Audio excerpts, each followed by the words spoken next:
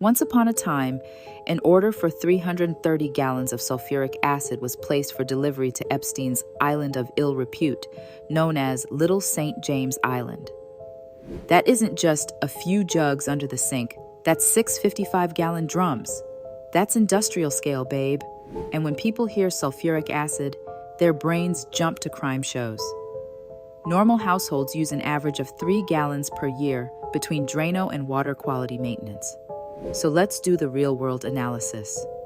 Sulfuric acid is a standard water treatment chemical that's widely used to adjust pH and control mineral scaling, especially in reverse osmosis desalination systems that island dwellers use to make drinkable water.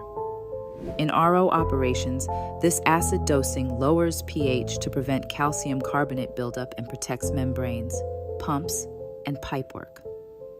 But here's why the optics still feel sketchy: the secrecy, the suspicious amount, and timing.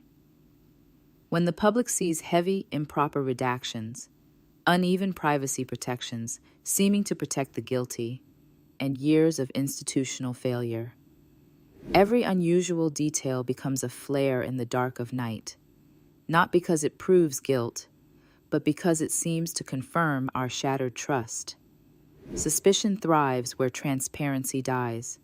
If institutions want speculation to stop breeding, they must first stop their suspicious behavior. They shouldn't lie to the public.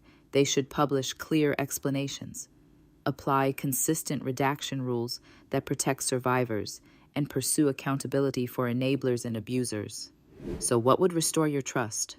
More documents, better redaction standards, or real prosecutions?